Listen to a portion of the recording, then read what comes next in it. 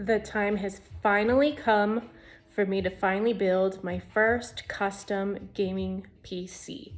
All of the pieces got delivered and I'm super excited. I've never done this before. I think I kind of know what to expect. I've watched tons of YouTube tutorials and watched a lot of other people do builds. So I think I'll probably just jump right into it. I'll start by showing all of the different components that I ordered for this build, and then I'll go into unpackaging each one and starting the build. At the end of the video, I'll probably do kind of some tips and tricks, what I learned, what I would do differently, kind of a thing. So yeah, I'm assuming if you're here, you're probably thinking about doing your own first build too, so welcome. Hopefully you find this helpful. Hopefully I don't totally screw this up. Let's jump into it.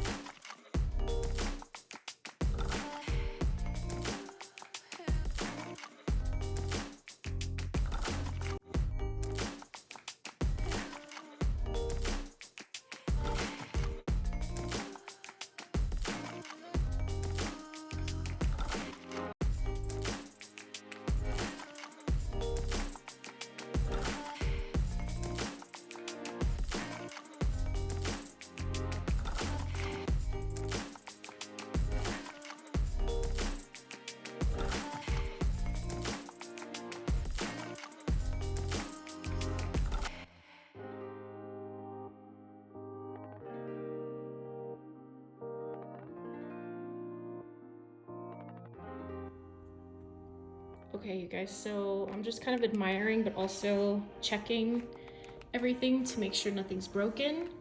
This is actually tempered glass. I don't know why I thought this was like plexiglass, but so I'm just making sure that nothing got broken in the delivery. It all looks pretty good. So you can see this is why I went with this case. First of all, I'm going for an all white build. Second of all, it comes pre-installed with 1, 2, 3, 4, 5, 6 fans.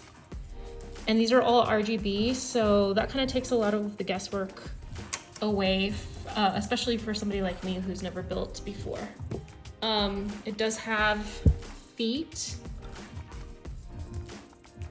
you can kind of see here.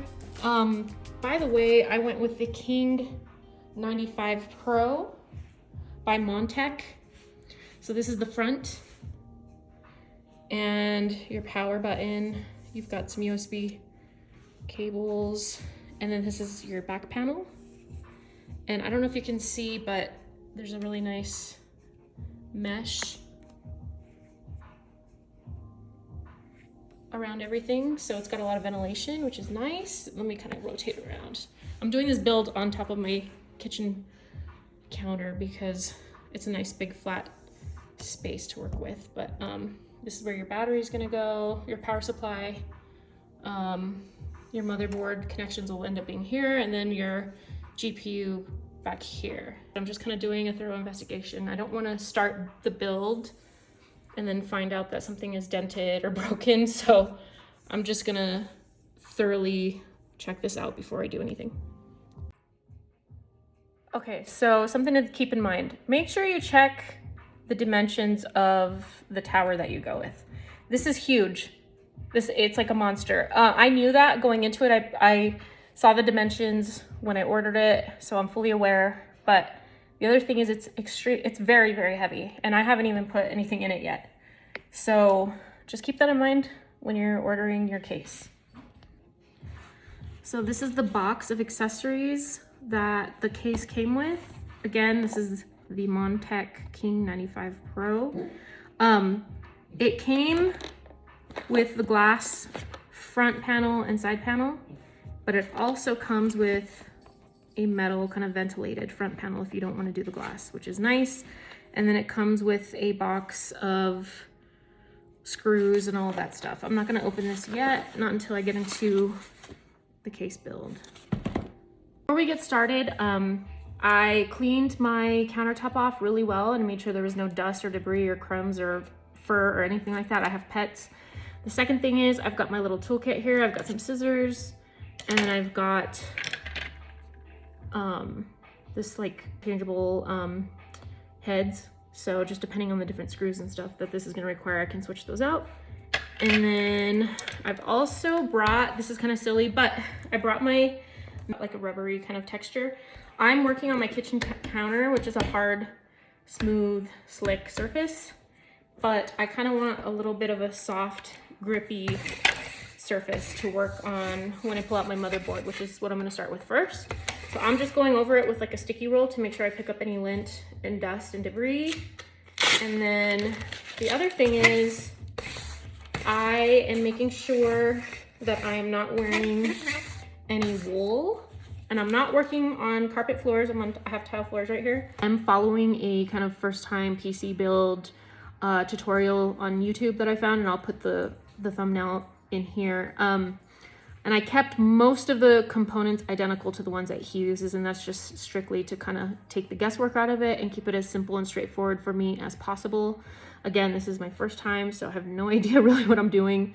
But we're gonna start with the motherboard because that's what he started with. So I got the B650 Aorus Elite AX Ice, and it's for an AMD Ryzen system.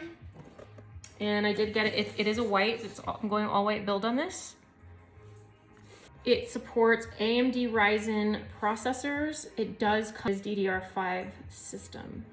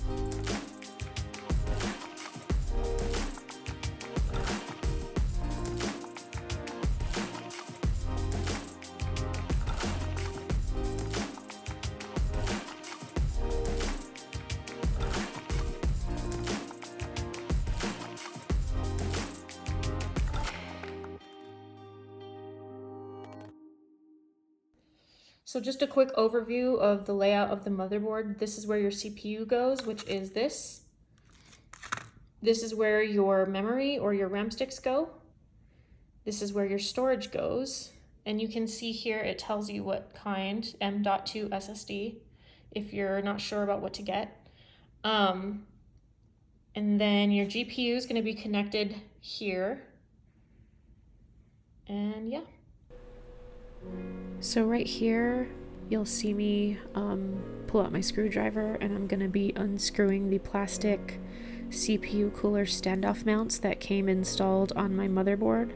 I don't need these for this type of CPU cooler that I purchased, and it was suggested in the tutorial that it makes sense to remove those now and get the standoffs installed that came with the CPU cooler that I purchased, and before I install my CPU.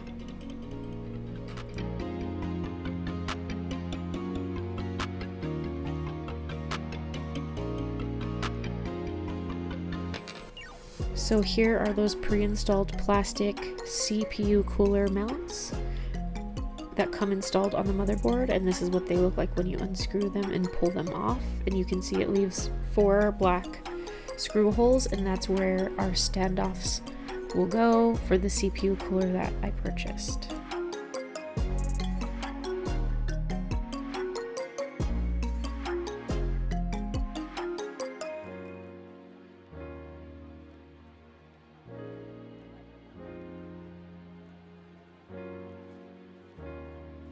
Guys, just as I suspected, nothing is ever as easy as it looks on the tutorial. So I already ran into my first hiccup. So what I did is I unsheathed this and unboxed it. I placed it on my little work mat. I got my CPU ready, and I'm following along with the tutorial. The first thing I did was these come installed on your motherboard like this with screws. Those screws are right here. The first thing I did was unscrew these and remove these bits because we have to put our standoffs for our CPU cooler. And I got a different CPU cooler than what he uses in his video. I got the H100i RGB Elite Corsair. And immediately, right off the bat, I noticed there are no instruction manuals. So it was at this point in the build that I hit my first major hiccup and got super confused. As I was explaining here, I did get a different CPU cooler than what he uses in his tutorial, and I got a Corsair.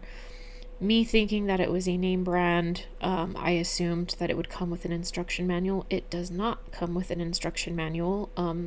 So it was at this point in time that I had to stop the progress of the build and take a bunch of time to Google it and research it and YouTube it and try to figure out what was going on, because basically it comes with 3 packages. It comes with pre-installed brackets, which I'm showing here on the head, which after much deliberation I realized is for an Intel build.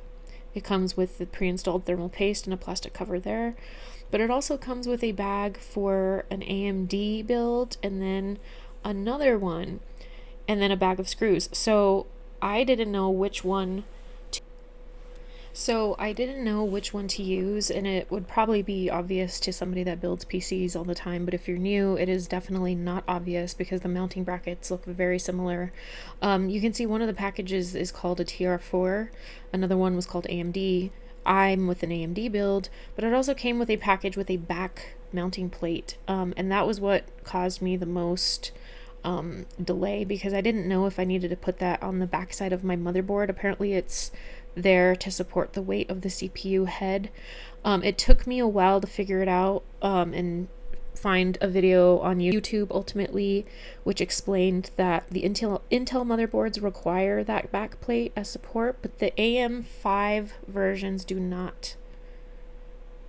So after I finally figured it out and I realized I did not need that back plate because the AM5 series AMD motherboards already have a pre-installed back plate on the backside. You would just leave that, and right here what I'm doing is I'm installing the standoff screws for the AM brackets for the CPU cooler. I'm not going to install the CPU cooler until a little bit later, but it's important to get these in now before we get the rest of the components installed on the motherboard, and then the motherboard is going to get installed into the case, and the CPU cooler is going to be one of the last things that we actually install along with the graphics card.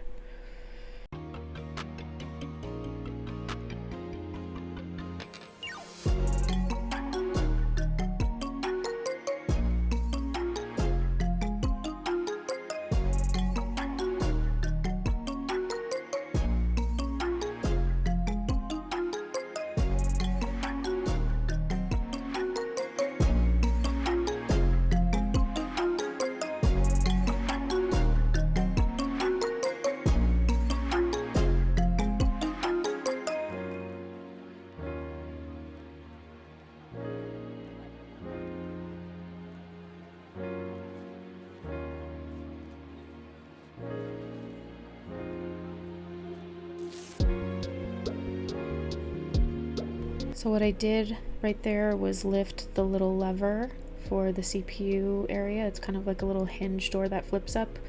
I'm unpackaging the CPU. I'm just showing you what it looks like underneath.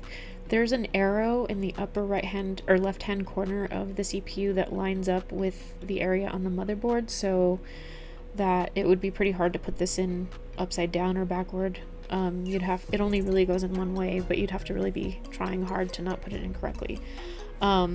You can kind of see the little white arrow up in the upper left hand corner there, and that lines up with the arrow on the CPU, if you can see that. So the interesting thing here is most of the PC builds that I watched, whenever they push the lever down, there's kind of a satisfying little pop, and that black plastic piece pops off. That did not happen for me, and you'll see here that I pull it out like 2 or 3 times and check it and double check it to make sure that I place the CPU in there properly, because it's kind of scary. It gives you some resistance and you're not quite sure if you put it in right. And I did not, like I said, get that satisfying little pop up of that plastic cover. I think it was the third time that I pushed the lever down that I just kind of lifted the plastic piece with my fingernail and then it came off. But yeah, if you're not getting that, you know, satisfying little pop up, I didn't either. You'll see that here.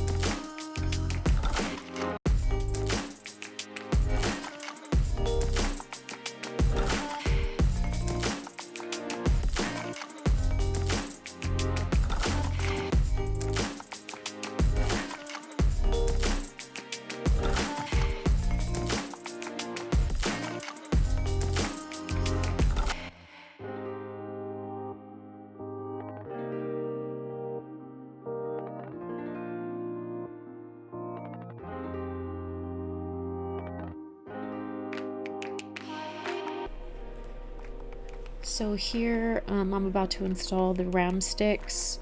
There is a particular order that you want to install them in. My particular motherboard tells you, there's a little diagram on it. It's kind of hard to see in the video, but yeah, I'm pointing at it right there. It tells you where to put your RAM in first. So that's why I have the second and the fourth little latch open on both ends.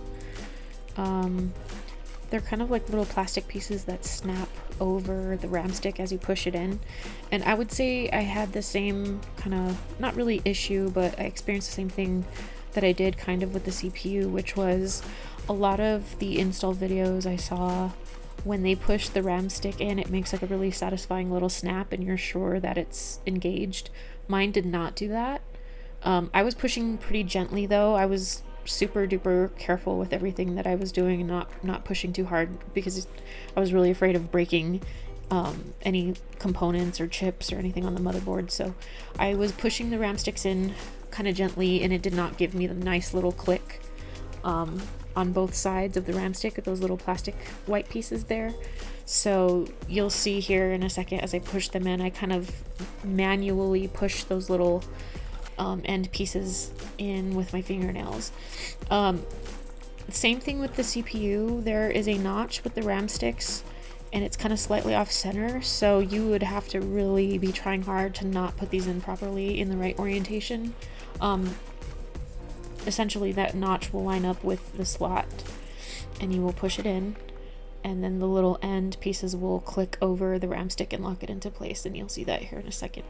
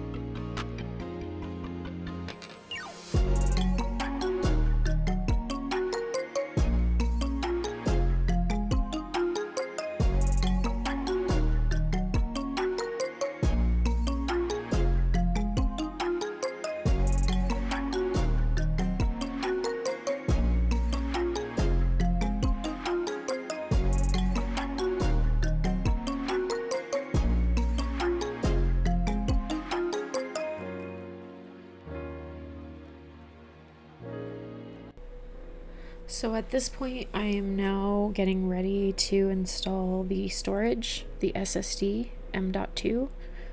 Here I'm just unpackaging it and showing it to you, but this is where I hit my next snag. This one was also one that stumped me for a while. I didn't know this, of course, I've never done this before, and I think this is something good to tell you about if you're watching this, is some of these SSD cards or storage cards come with a pre-installed thermal foam layer. I didn't know that. Again, I got a different SSD than what he used in the tutorial. The one that he uses did not have that layer. So I ordered this. I should have read the Amazon reviews, but I didn't. I usually do, but I just figured they were all the same, but I was wrong. So here what I'm doing is I'm unscrewing the cover plate, or like the heatsink, for where the SSD goes on your motherboard. It's this little aluminum trapdoor thing, and you'll see me pull that up here in a second. And this is where the problems started. So I'm lifting it up, and you'll notice that this heat sink on the motherboard comes with a pre-applied thermal foam layer right there. You can see that. You pull that blue sticker off, you place your SSD in there, and then you would put the door back over it. That did not happen for me.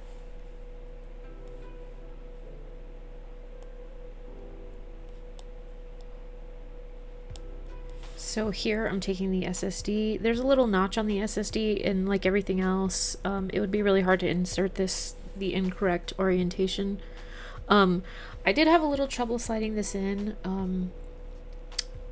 It kind of goes in at a weird angle a little bit, so you kind of have to fiddle with it a bit. So you can see here that I'm kind of looking at it, and this is where I first start to notice that sticker, that pre-applied thermal layer, and I was wondering, should I peel this off? Do I leave it on? And I just figured I'm supposed to leave it on. So here I'm trying to slide the SSD into the notch. So this took me a minute.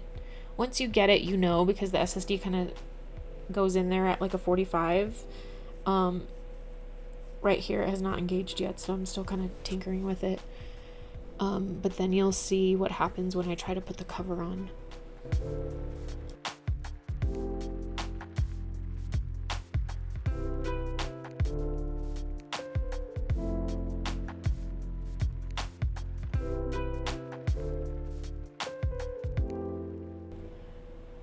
So now that I've got the SSD seated in its area on the motherboard, I get my heatsink and I peel that sticker off. I'm kind of just here eyeballing it and laying it out to make sure it all lines up and stuff. And I didn't notice it here just yet.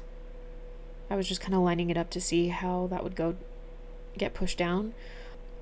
So here I get the heatsink, I peel the blue sticker off. You can see there's kind of like a little notch there on the end, and that slides in to the end to the right. You'll see how that goes in here in a second. And then you're supposed to just push it down and screw it in. So here I start pushing on it, and I realize it's not going down. And I kind of start to realize, like, hey, it's a little thick here. It looks like I'm pushing hard, but I'm being super duper gentle with everything that I'm doing. So it's about this point in time that I'm referencing the build video, and I realize that his SSD does not have this thick cushiony layer on the SSD. And this is where I realize, oh, there's two thermal layers there, and that's what's causing the problem. That's why I can't push the heatsink down.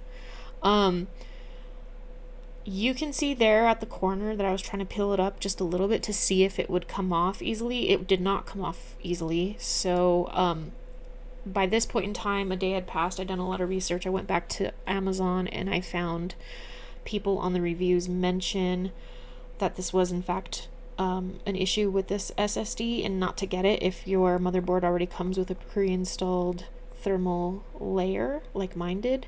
But I did see many people in the comments say that they just very carefully peeled that thermal layer off that came with the SSD, and that's what I did. And I took my sweet time with this. I was very careful. I was terrified of peeling off one of those little chips, and to be honest with you, I was most afraid of this not working once this build was all said and done. I thought for sure I had damaged the SSD beyond repairs. So now I'm just kind of looking at the chip, lining it all up, sliding it back in. And you'll see this time around, I'm able to very easily place that heat sink down. And when I peel that blue sticker off that you'll see in a second, it's got like a tacky layer, and it will kind of stick to the SSD, I suppose, to hold it in place. I'm not really sure. And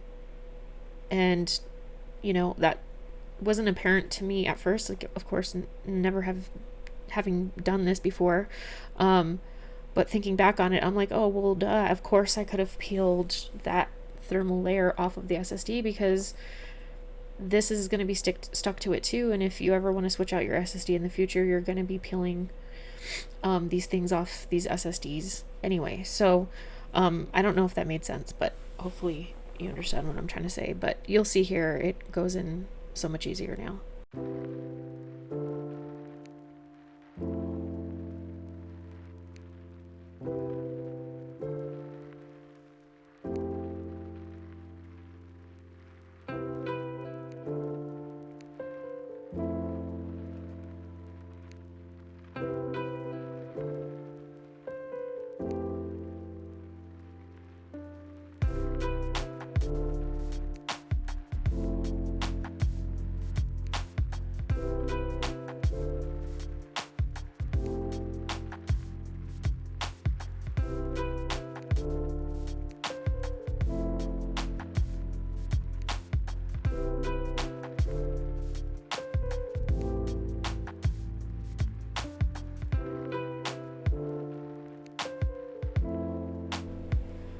So now that my CPU cooler mounts, my RAM, and my storage are installed on the motherboard, I'm going through the box that came with my case, and I'm just checking it for whatever screws and attachments and stuff that it came with.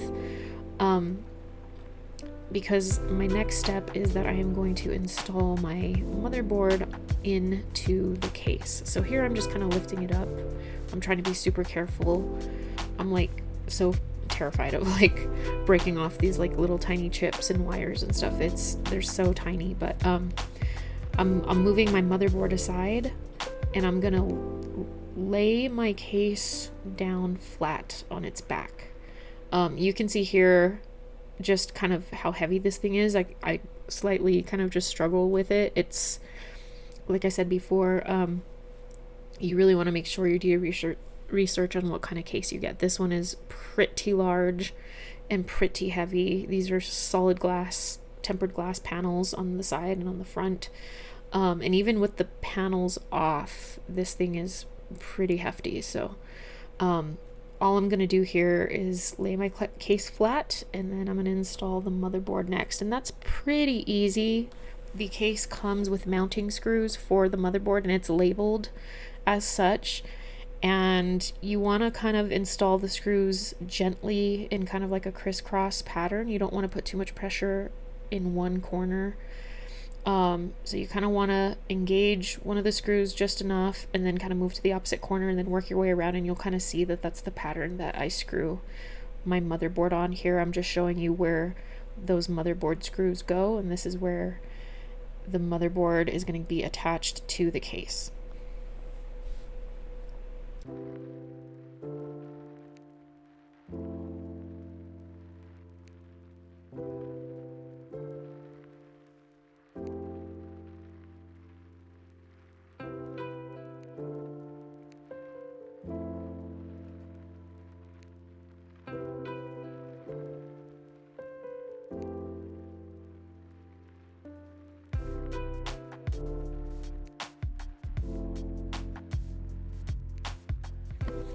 So now that the motherboard has been installed in the case, I am standing my case up and I am turning it around, and now we're going to take off the back panel, which you can see me doing here.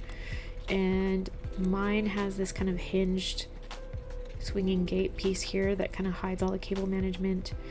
And I am going to prepare the back to install the power supply. And you can see me opening that box here.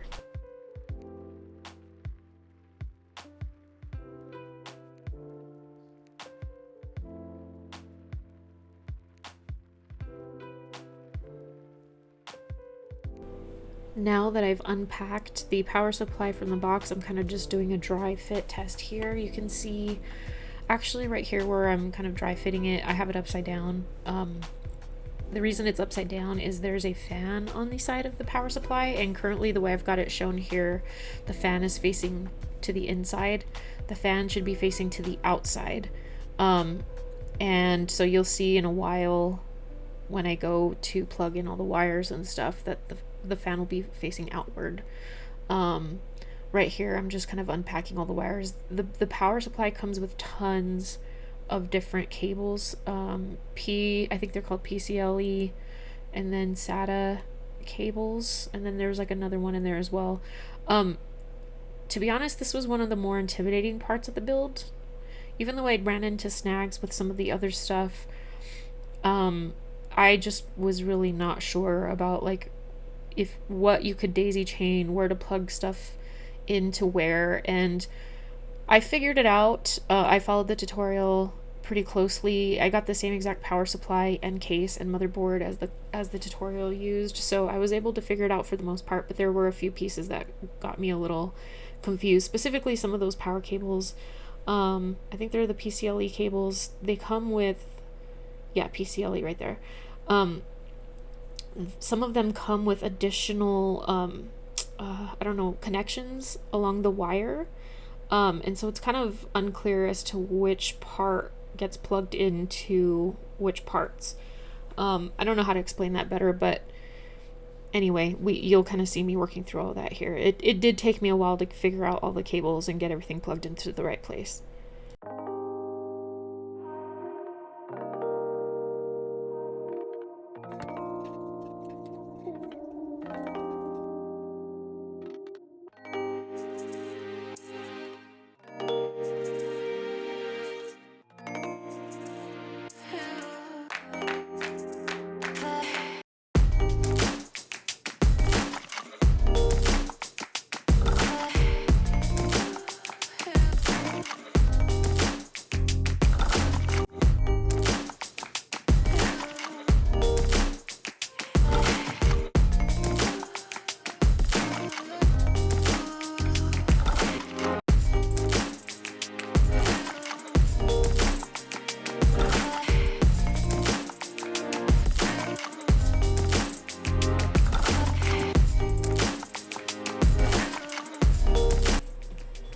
So right here you'll see on the cable that one end has a label CPU and the other end does not. They're both identical.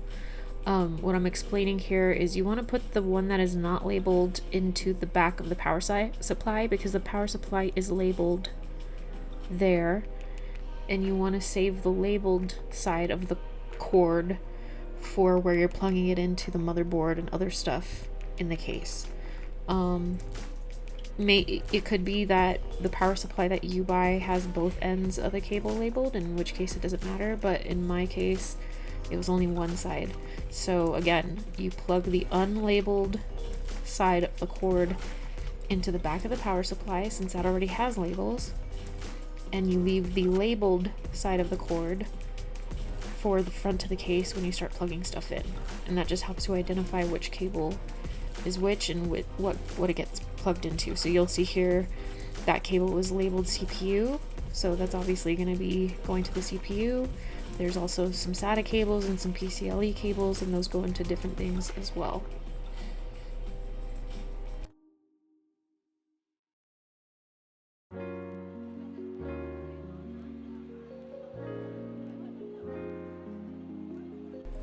And just a quick note here, if you're wondering how I know where to plug stuff into, again, I have my TV on in the background and I am following along with that computer build.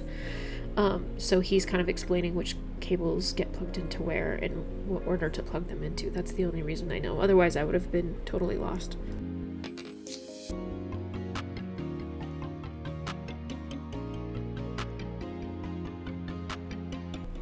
And I did have some trouble with the motherboard with cable. You can see that here.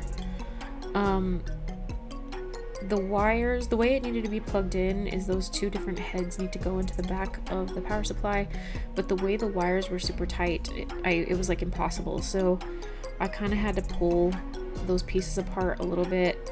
Usually wires like that have kind of like a rubber coating on them, and you can kind of peel them from each other without exposing the wire within the inside of the rubber coating, if that makes sense. So I kind of had to do that here. I thought about editing some of this stuff out to make the video shorter, but I thought it was important to kind of show the reality of doing a DIY build if it's your first time or you have no idea what you're doing, because you do run into like a lot of random little snags and stuff that usually the pro builders don't show on their videos, and these little things can kind of make you get a little bit frustrated, and they add a lot of time to the build overall.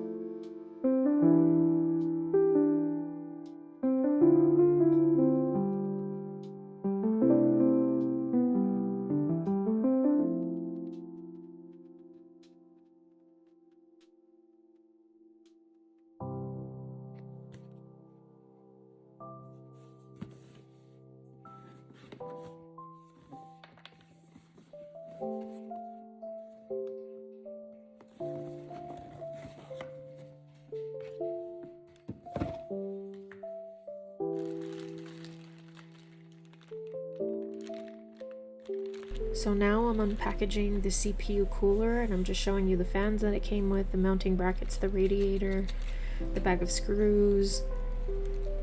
This is the appropriate brackets for the AMD build. It comes with the Intel brackets installed, but you can see there the bag that is labeled AMD is the one that you want to use if you're using this same build. The brackets look very similar to the Intel ones, but the difference is that the spacing for the mounting screws and stuff are different.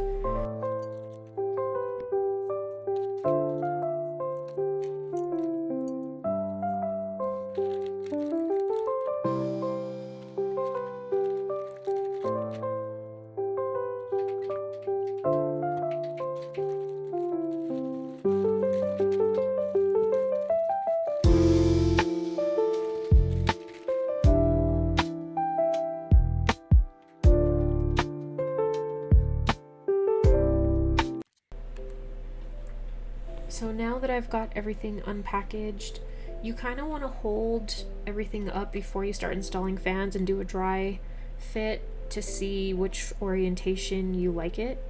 You could install, so the radiator gets installed underneath the top of the case, like that I just showed you, but you can put the cooling tubes along the right hand side or the left hand side, and you can see me rotating the radiator left and right and kind of just eyeballing it to see which way I like it better. It's really going to depend on your build and what kind of equipment you have. I didn't like it on the left there because I had fans and it was starting to look a little crowded, and so I decided to bring the cooling tubes along the right hand side. But you want to do a dry fit test like this first before you start installing your fans, just to make sure you've got the proper orientation. So there, I decided I liked that, and that was the orientation I decided to go with. This also matters because once you know which direction you want that radiator to be installed, when you install your fans, you want to install them so that the wires are going to be toward the back and not the front. And I almost made that mistake until I kind of realized and then rotated my wires, but I'm just saying right here that I want my wires to be toward the back. So here you can see that I'm laying it out, and the way I'm laying it out here, if I were to lift that radiator up, those fans would be toward the front. I didn't realize that at first, so I ended up fixing it so that the wires would be toward the back.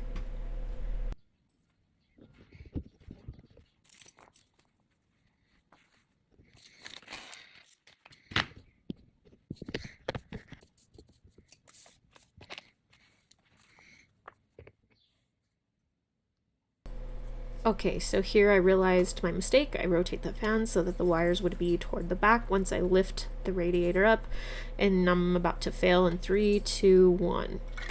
Oh, do not do that. Okay, so fixed ourselves, we got it together. You're gonna use the long screws that came with your CPU cooler, and you're gonna attach the fans to the radiator, and that's what I'm doing right here. I'm hand tightening everything. I have seen some computer builds where they use like some automated or power drills, but power screwdrivers, but I didn't feel comfortable doing that. Basically, in general, with everything on this build, I hand tightened until I felt a little bit of resistance. You don't want to over tighten. Some of the stuff, it doesn't matter as much, but it does matter when you're tightening stuff to the motherboard or the motherboard to the case, for example. You don't want to over tighten it because you can damage things. So, and the other thing is, you do want to kind of follow a crisscross applesauce method of screwing stuff, because if you over screw or over tighten one corner and then you go back and try to tighten the other corners, it can kind of put unequal pressure on different pieces. And so you'll see with everything that I do, I sort of place all of the screws lightly in kind of opposite corners, and then I go back and retighten everything.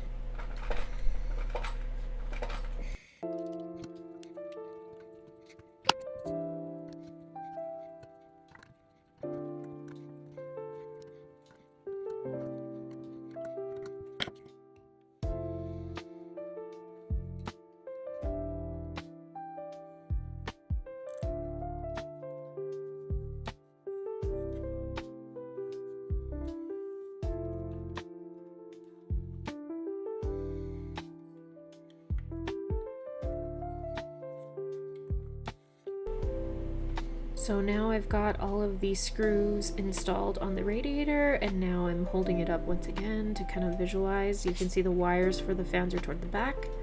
My CPU cooling head is in the correct orientation with my tubes on the right hand side. And so now I'm ready to mount the radiator to the top of the case. My case has kind of a snap-in top that pops off, which I'm gonna take off here in a second. And then there are slots for where the screws go to mount the radiator, and those are there.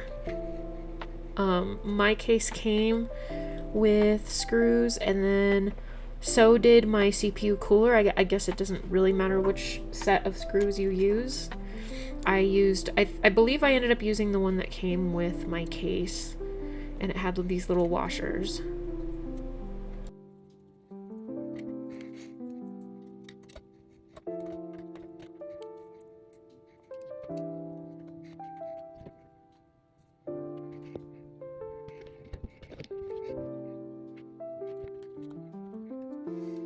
So now I am getting the fans cables, and I'm unscrewing the little ties.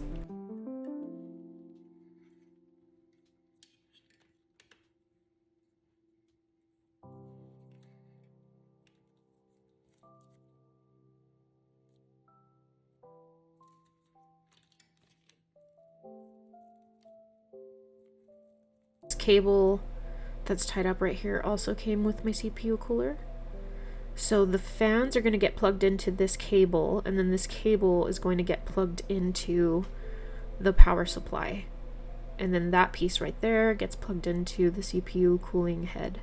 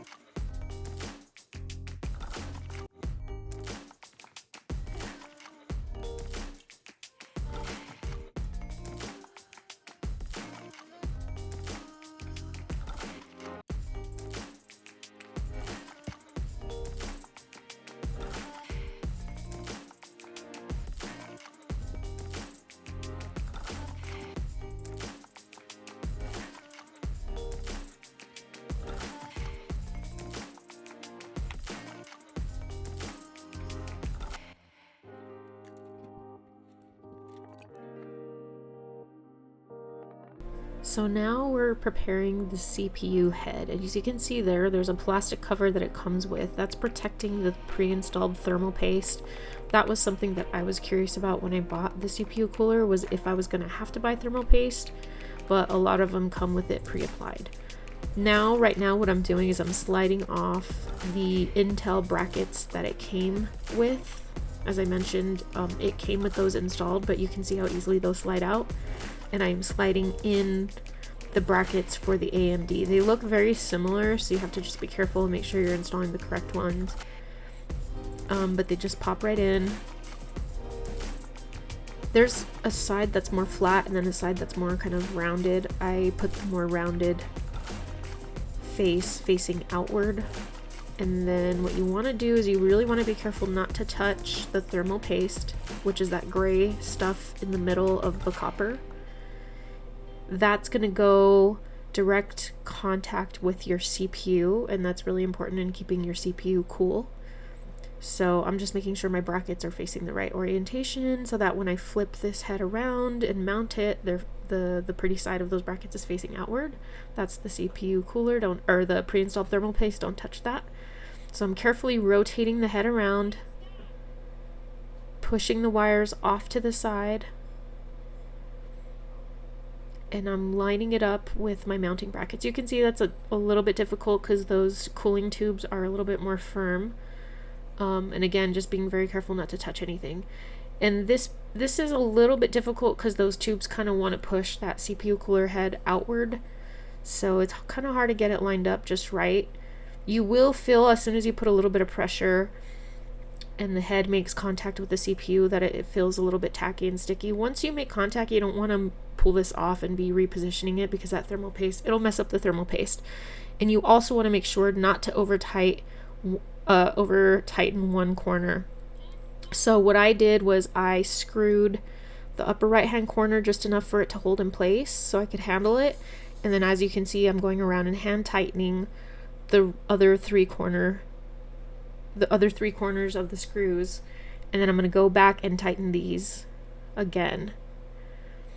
This part was a little bit nerve-wracking because I just wanted to make sure I made enough contact to where my thermal paste is effective, but you don't want to over tighten it either. And again, you don't want to over tighten it in general because it's attached to the motherboard and you can damage the motherboard. So just take your time with this and be extra careful.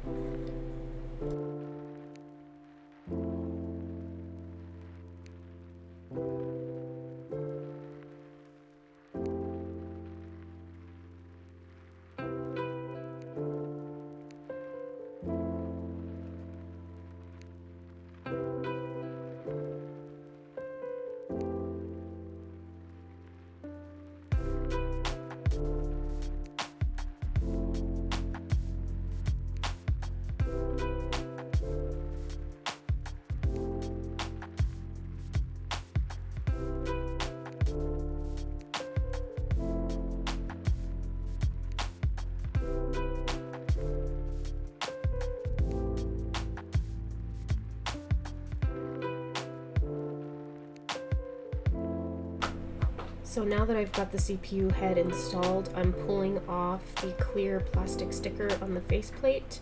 The cool thing about these faceplates is they're magnetic and they pop off, which you can see right here.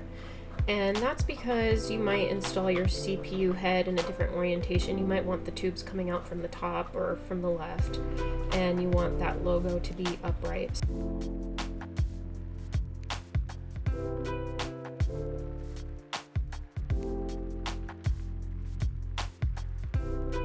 So now all that's left to do is to plug in that little kind of USB type connection there on top of the CPU head. And then your CPU cooler is ready to go.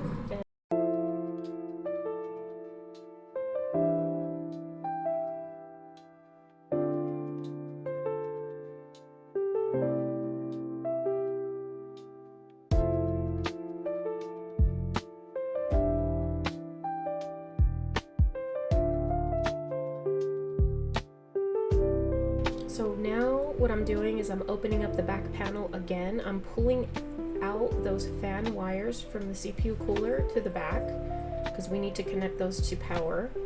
I'm just adjusting the wires there. That piece right there that I'm going to fish through the top back out the front is going to be connected to the top of the CPU head. And then now I'm going to connect those bits to the cable that came with my CPU cooler. I just tucked those up into the case, and then now I'm connecting those to the power supply cable.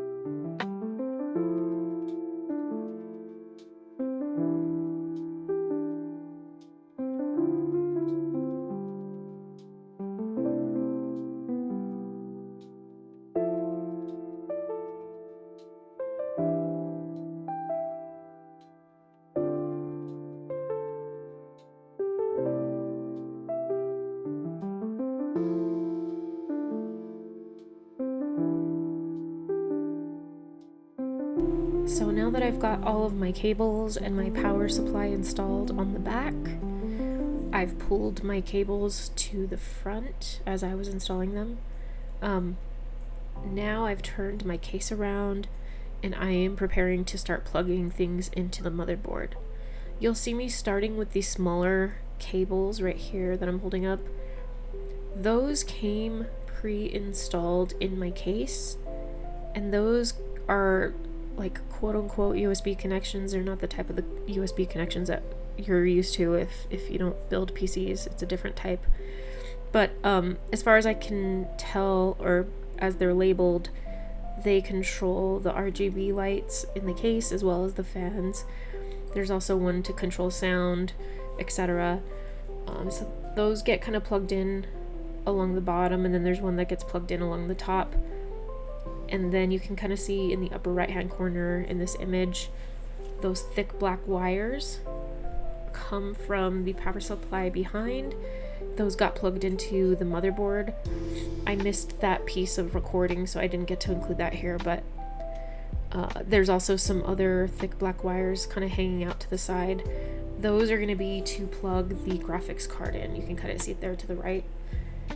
And so now I'm kind of just zooming in and showing you there's a ton of different CPU USB connections along the base. I got a little bit confused as to what got plugged into where, but I figured it out. And here I'm kind of just zooming in and showing you what all those wires look like. Those right there that I just showed you are going to be to plug into the graphics card.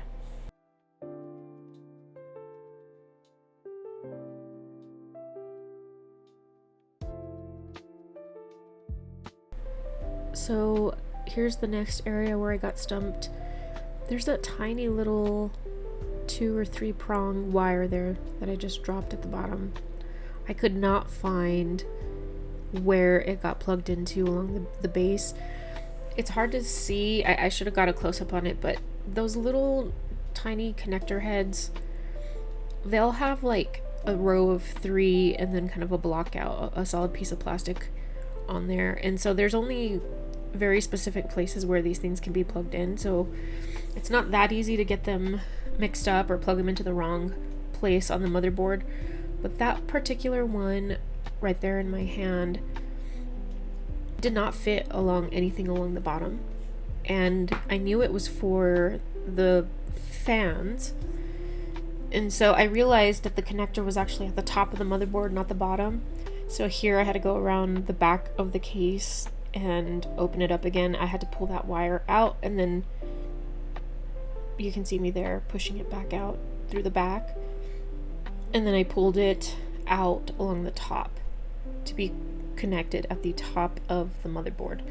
The top of the motherboard had the CPU fans connector, so that CPU fan connector there is a 3-pin, and the receiver on the motherboard has room for a 4-pin, but it does receive a 3-pin and it will still work. And I only figured that out just by Googling it. It took me a while to figure that one out because, like I said, there was no 3-pin anywhere on the motherboard that I saw that it would fit. You can kind of vaguely see the labels there along the top of the motherboard.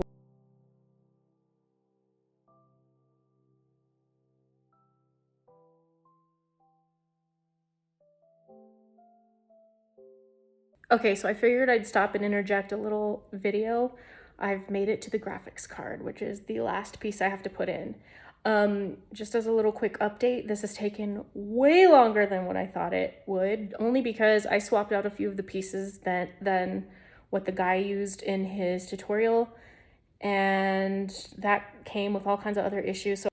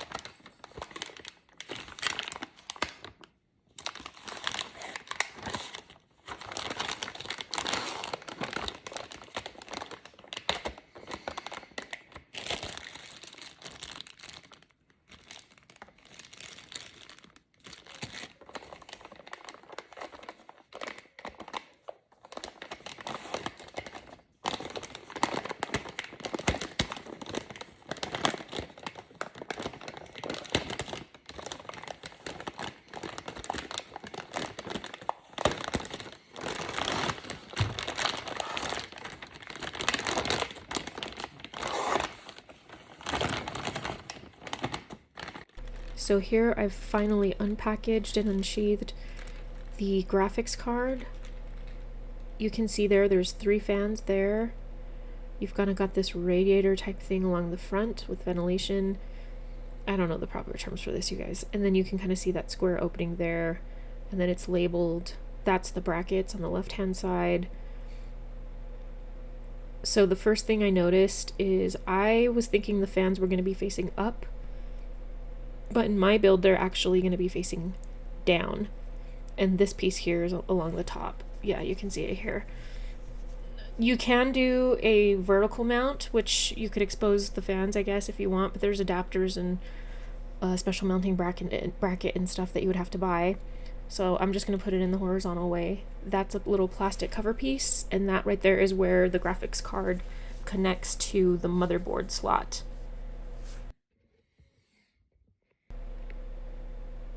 So my graphics card's going to be going along that top slot there that I'm pointing at. And I'm just going to hold this into the case so that I can see how many brackets along the left-hand side of the case that I need to unscrew and prepare to mount the graphics card. There is a little black lever on the side of that graphics card slot that I'm investigating there. It needs to be in the open position, and then when you slide your graphics card in, it kind of snaps shut and locks the graphics card in place. So here I'm kind of just eyeballing it to see which mounting brackets on the left hand side I need to unscrew. And in this case it was 2. And so I'm going to do that now. These are super easy to remove. You just need you could really just do it with your hands. Now with my case, these unscrew and pop out and you can save those. I know certain other cases they're like little punch out pieces of metal, but once you punch them out, you can't put them back on, if that makes sense. So these I'm just going to save in a box with all the extra parts and pieces from this whole build. So I was most nervous about inserting the graphics card. I didn't want to break it because it is the most expensive piece of the build. In general, it's going to be your most expensive piece. Not always, but they're pretty pricey, especially if you get one of the latest gen. And so the good thing about it though is even though it is the most pricey part of the build, it's also probably the easiest part to install, thank goodness. It was pretty simple here. You just pop these out. It's a little hand turn screw, and then you'll see here in a second the graphics card. That's the graphics card cable that's going to be connected to those cables that we had plugged into the power supply and that are kind of just hanging out. Those are going to get connected there on the receiving end of that. And so with this graphics card, the cables connect to the very front of it. And at this point in time, I'm kind of just eyeballing it and looking at how everything's going to connect and how it's going to go in. I don't know how I have managed to lose the footage, but there's a thin plastic kind of packaging all over the graphics card that you have to peel off. And then here I'm kind of just eyeballing how these cables get connected.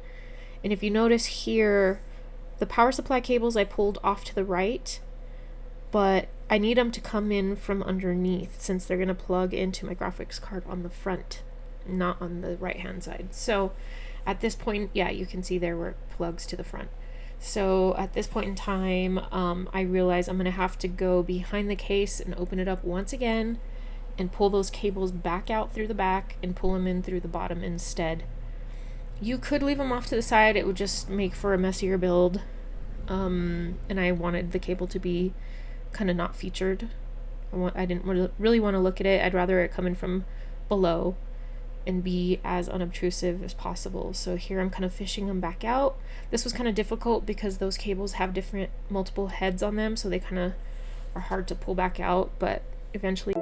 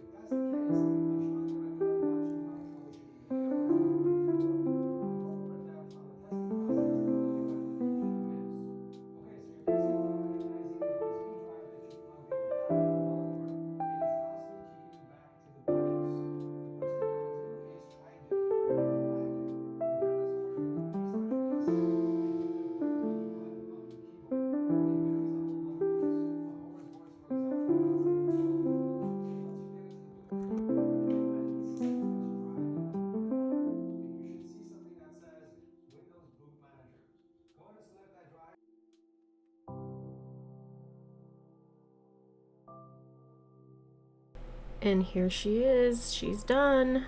I'm just kind of doing a little video all the way around showing you how it all looks when it's all said and done. Everything's installed, cables are where I want them to be, and now we are ready to turn her on and install Windows.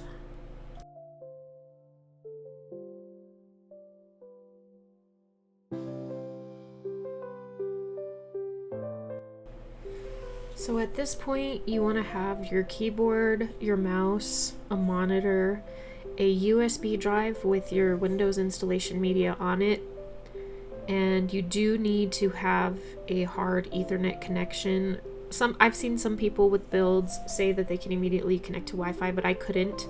And in a lot of cases, apparently you can't because you have to update Wi-Fi drivers and that kind of stuff. So, here I'm unpackaging the little Wi-Fi connection that came with my case. I'm screwing it in. This is cool because it's magnetic and it kind of sticks to the top. I've plugged my keyboard and my mouse into the hard drive connectors. I'm going to also plug my USB Windows Media installation into the USB connector on the motherboard as well. But I'm going to connect my HDMI cable to my monitor to the graphics card.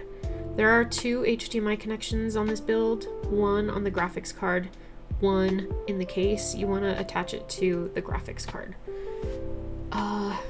Let's see, so I'm just making sure everything's plugged in, and then I also added the cable to the power supply. Okay, one last thing before I actually turn it on and hopefully everything is done right and it prompts me to install Windows and all that stuff. I'm gonna go get my Microsoft account because I believe when I watch the tutorials, it will prompt you for your Microsoft account information if you already have one, and I do. So I'm gonna go get that first because I don't have it memorized and I don't know it off the top of my head. That way I have it ready. I'm sure I could probably add it later, but still I'd rather just do it all now, so.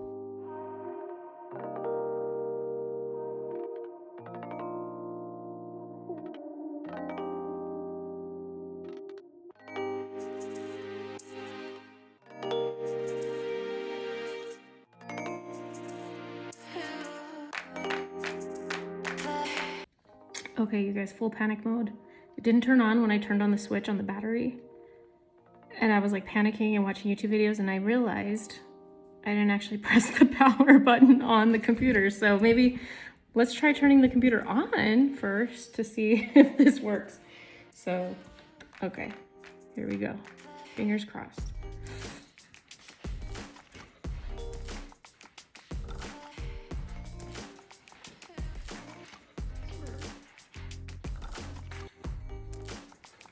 Oh my gosh! It works! Oh, you guys. I'm so excited. Oh my gosh, it's beautiful.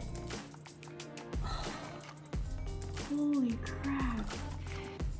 Oh my gosh.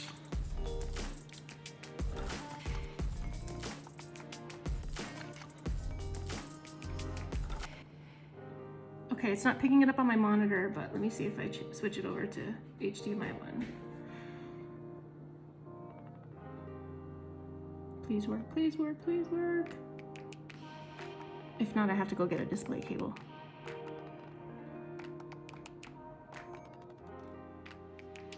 Maybe it's just loading up and stuff. Oh, there it is, there it is, there it is. Okay, new CPU installed. Press Y to confirm. To reset FTP. Encryption enabled. This will not reboot without a recovery key. Press N. I'm just gonna say Y because it says either it was corrupted or a new structure has changed, and I think that's what he pressed in his video. Actually, I'm gonna check real quick before I press anything.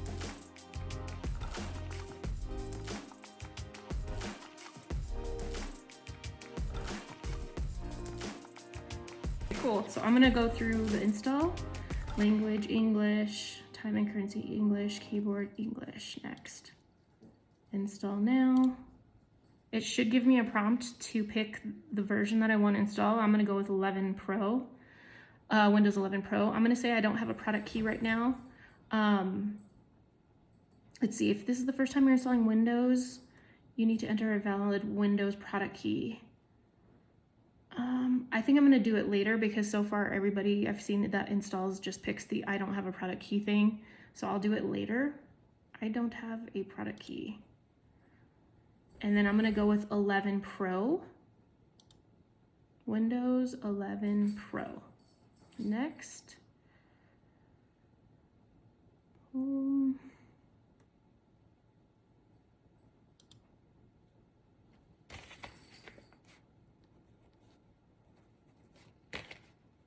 I accept.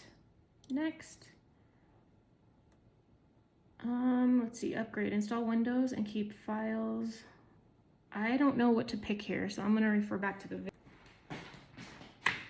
Okay, it looks like he goes with custom, and then you pick your drive. So I have a 2 terabyte drive, and that's good news. It's picking it up right here. I don't know if you can see that. So I'm gonna pick that one. Unallocated space, it should be 2 terabytes. Yes, so that, and then next. And apparently that should be it, and it should just start installing. So let's see, hopefully everything goes well. I'm a little bit nervous about the SSD because the one that I bought came with a pre-installed heatsink sticker on it that was way too thick, and I couldn't keep it on because my motherboard also had a pre-installed heatsink sticker on it. It's kind of like a foam pad. And I should have read the reviews on Amazon before I purchased it, but regardless, people in the comments said if that happens and if your motherboard comes with a heatsink pad already, you can carefully peel it off of the SSD. That was scary, and I was really concerned that I damaged it and like peeled off chips or anything like that. But I was just super careful and I took my time and I peeled it off. So if you want to avoid that problem, and I'll talk about that when I do the commentary on the SSD and kind of the lessons learned and stuff, is if you want to avoid that, just don't buy an SSD that has a pre-installed heatsink sticker on it. So I'm going to let this run. It looks like it's 30% done, and then we shall see. I'm going to let you look at the computer while it loads.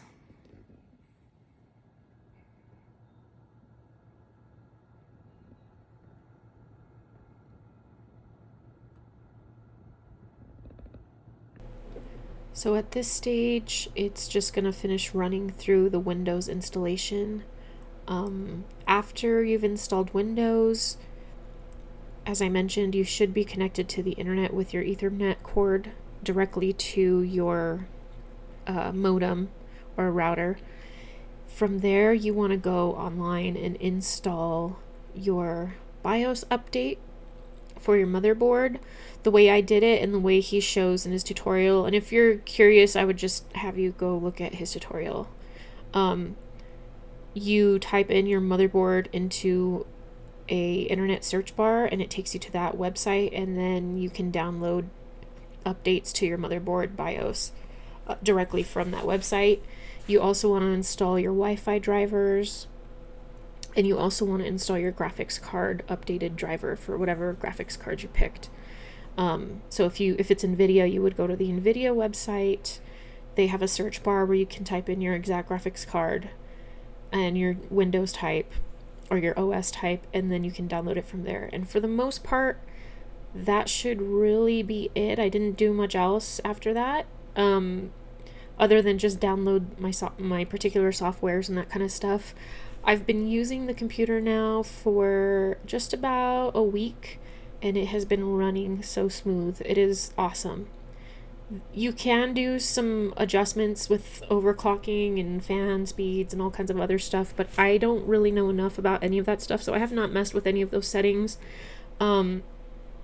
But so far, so good. I'm super happy with it. It's working great. It's fast. It's a lot better than the computer that I had before that was always crashing with the type of programs that I use. And overall, I'm really pleased. I'm really happy. I'm really proud of myself for accomplishing this. It's something I've always wanted to do, but I never have. Overall, it took me about 3 days, because I would do this after hours after I got home from work, and I was already pretty tired by then. So I would work on it an hour or two, go to bed, work on it an hour or two, go to bed. And the reason it took me so long, as I mentioned, were the things that came up during the build, and I'll kind of just recap those now. So the first issue, again, that I ran into was with the CPU cooler. I used a different one than what he used in his tutorial. It came with a pre-installed Intel bracket. I have an AMD build. And then in the package, it also included a backplate as well as another bracket, which was called a TR. Looking into it, I believe the TR meant the Threadripper, which is still an AMD type, but it's a different CPU, so that didn't apply to this build. So again, it took me a while to figure out what to do with those mounting brackets and which one to use. And then interestingly enough, like I said, I used a Corsair CPU cooler all-in-one, and it did not come with installation instructions, which was really kind of frustrating and mind-boggling. I'm sure that kind of stuff is obvious to PC builders, but if you're new like me, that kind of stuff will completely stump you, and so that cost me some time. The second thing was with the SSD. Again, the SSD that I purchased came with a pre-installed foam thermal layer.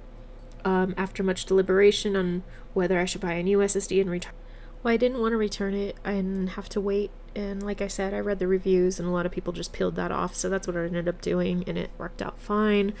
So yeah, overall, I'm pretty happy with it. I don't think I would do anything different other than probably just buy a different SSD to save myself the time of having to peel that thermal layer off.